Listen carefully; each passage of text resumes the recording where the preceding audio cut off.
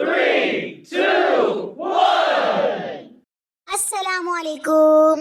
तो welcome to my train journey vlog. तो आज मैं तो टाइम से रेडी हो गई थी, लेकिन ट्रेन ने मेरे सब्र का इम्तिहान ले लिया था। बने रहिए मेरे साथ इस वाले व्लॉग में और देखिए कुछ फनी, कुछ इमोशनल मोमेंट्स और ट्रेन कैसे लेट हुई मैं ये भी आपको जरूर बताऊंगी। और अगर आपके घर में भी छोटा बेबी है तो आपको तो पता ही होगा कि ठंड में अगर हम छोटे बेबी को कहीं ले जाए तो उसके लिए कितनी ज्यादा पैकिंग करना पड़ती है। तो माशाल्लाह से आप सबकी दुआ से सोबान हमारा 2.5 साल का हो चुका है, लेकिन फिर भी मैंने उसके लिए 2 हैंड ग्लव्स, शॉल वगैरह, उसके टोपे, मोजे, सारी चीज रख ली थी। यानी कि एक पूरा बैग पैक कर लिया था। और मेरे लिए और इसके अब्बू के लिए तो सिर्फ एक एक स्वेटर, एक एक दस्ताने और एक एक मोजे ही लिए थे।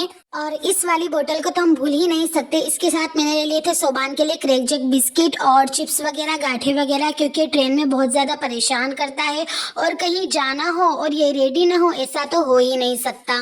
तो हम लोग तो घर से टाइम से निकल चुके थे। माशाल्लाह से मेरे शोहर भी रेडी हो चुके थे और आज उन्होंने मेरी फेवरेट ड्रेस पहनी थी। बहुत प्यारे लग रहे थे माशाल्लाह। यहाँ सोबान को चलने में बहुत ज्यादा जोर आ रहा था, तो वो उसके अब्बू से कह रहा था कि मुझे गोदी में उठा। फिर हम लोगों ने प्लेटफॉर्म वगैरह पार किया। प्लेटफॉर्म 2 पर हम लोग आ गए थे और यहाँ पर हम वेट करने लगे। एक तो हम शाम को 6 बजे ट्रेन थी, तो हम लोग 5:30 बजे प्लेटफॉर्म पर पहुंच गए थे। लेकिन हमें ये नहीं पता था कि ट्रेन हमारे साथ मजाक करने वाली है। और हम लोग तो गांव में रहते हैं, तो वहाँ पर स्टेशन वगैरह नहीं थे। पास में दलोदा सिटी पड़ता है, यहाँ पर हमको आना पड़ता है अगर कहीं भी जाना हो तो ट्रेन लेने के लिए। और मेरे शोहर बोल रहे थे कि तेरे व्लॉग में मेरा फोन भी दिखा कि मैं नया फोन लाया हूँ, पर गाइज ये नया फोन नहीं है, इसका कवर भली नया है और माशाल्लाह से इन्होंने इतना संभाल के रख रखा है ना इसको कि नया जैसा लगता है। और आपको घड़ी में दिख ही रहा होगा कि 5:51 हो चुके हैं और ट्रेन प्यारी अब हमारी अभी तक तशरीफ नहीं लाई है। और आपको तो पता ही होगा कि थोड़े दिन पहले मेरा एक्सीडेंट हो गया था, तो ज्यादा बैठक की वजह से ना मेरे टेल बोन में काफी ज्यादा तकलीफ होने लग गई थी। और यहाँ पर सोबान होशियार बन रहा था, इसको खुद को इसकी बोतल से पानी निकालना था। और ये आजकल बहुत ज्यादा जिद करने लग गया, बहुत ज्यादा परेशान करता है हम लोगों को। बहुत ज्यादा वेट करने के बाद भी हम लोगों की ट्रेन नहीं आई। और यहाँ पर एक आंटी हमें मिली जो कि बहुत ज्यादा परेशान हो रही थी, क्योंकि उनके परिवार में से कोई वेंटिलेटर पर था उदयपुर हॉस्पिटल में। तो हमने उनको सब्र दिया, दिलासा दिया कि आंटी आप परेशान मत हो, जो भी होगा अच्छा होगा और इंशाल्लाह आ जाएगी ट्रेन।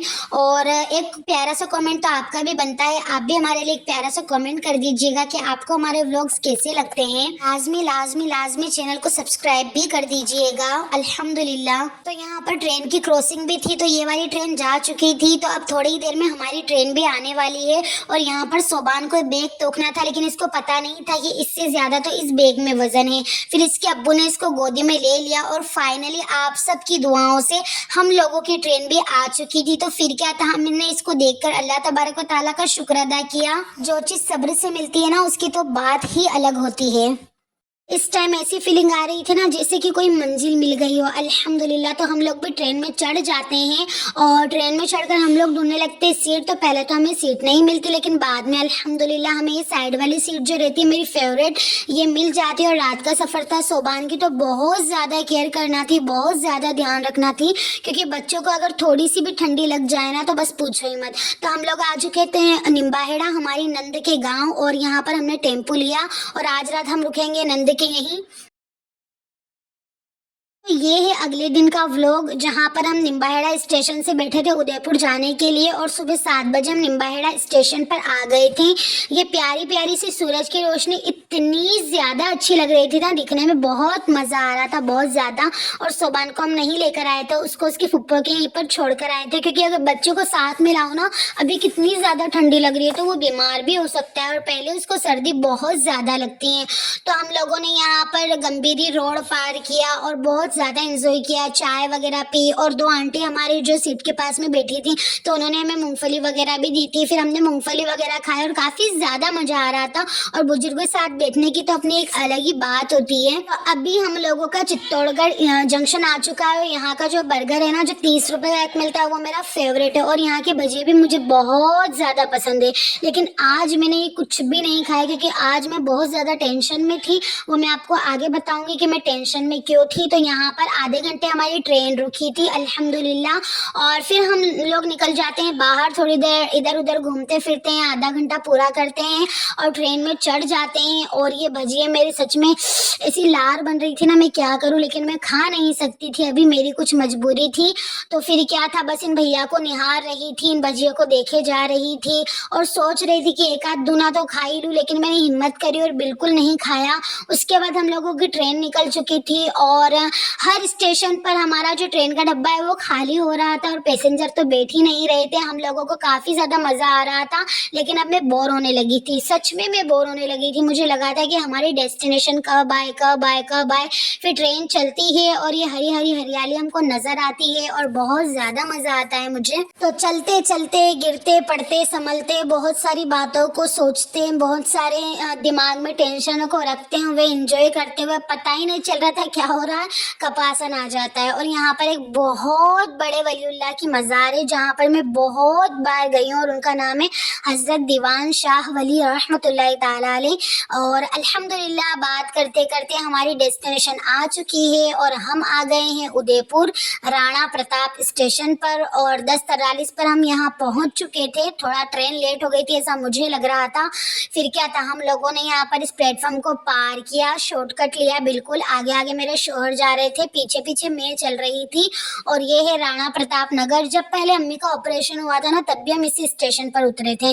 फिर हम लोगों ने टेम्पो लिया और इतनी प्यारी प्यारी जगह हमको दिख रही थी ना, इतनी प्यारी प्यारी जगह दिख रही थी, मैं आपको बता नहीं सकती। इस टेम्पो के अंदर से हमें एक मस्जिद टाइप का व्यू नजर आया। अब वल्लाहु आलम वो बहुत पुराने जमाने का था, देख रहे हो ना आप कितना प्यारा लग रहा है। मेरा मन कर रहा था इसके अंदर जाने का, लेकिन जो काम हम करने के लिए आए ना वही कर ले तो बेहतर है। तो फिर क्या था, टेम्पो से सफर करते करते नदी नाले सारी चीजें देखते देखते, अच्छे अच्छे पार्क देखते देखते हम पहुंच चुके थे हमारी डेस्टिनेशन पर, यानी कि हॉस्पिटल। जी हाँ, मुझे आना था हॉस्पिटल क्योंकि मेरी एड़ियों में बहुत ज़्यादा तकलीफ हो रही थी और 2 साल के ट्रीटमेंट के बाद भी मेरी एड़ियाँ सही नहीं हुई थी। तो मेरी फूफी सास के एडवाइस पर मैं यहाँ पर आई हूँ और इनको साथ लेकर आई हूँ अल्हम्दुलिल्लाह। और ये है पारस हॉस्पिटल, जहाँ की फ़ीस सुनकर ही मेरा भेजा सटक गया। 900 रुपये यहाँ पर फ़ीस थी और काफ़ी ज़्यादा खर्चा हुआ, लेकिन आप सब दुआ कीजिएगा कि मैं सही हो जाऊँ, अल्लाह पाक मुझे शिफा अता फरमा दे, क्योंकि अभी तो मेरा छोटा बच्चा है। इतनी ज़्यादा एड़ियों में दर्द अच्छी बात नहीं है कि चला भी ना जाए। और यहाँ पर हम लोग पार्क में आके बैठ चुके थे जहाँ पर हमने खाना वगैरह खाया था और 4 घंटे पार्क में बैठने के बाद फाइनली मुझे मिल जाती है चाय, जो कि मैं मेरे शोहर से जिद करवा करवा कर मंगाती हूँ। और मेरी फूफी सास तो चाय नहीं पीती, तो ये 2 डिस्पोजल मैंने पिए थे और एक मेरे हस्बैंड ने पिए थे। वो भी चाय नहीं पीते, लेकिन आज उन्होंने पी क्योंकि वो काफ़ी ज़्यादा थक चुके थे। और फिर हम लोग चले गए थे हॉस्पिटल के अंदर क्योंकि 5 बजे हम लोगों की जांचें आ चुकी थी। अगर आपको आज का व्लॉग अच्छा लगा तो चैनल को लाजमी सब्सक्राइब कीजिएगा। अल्लाह।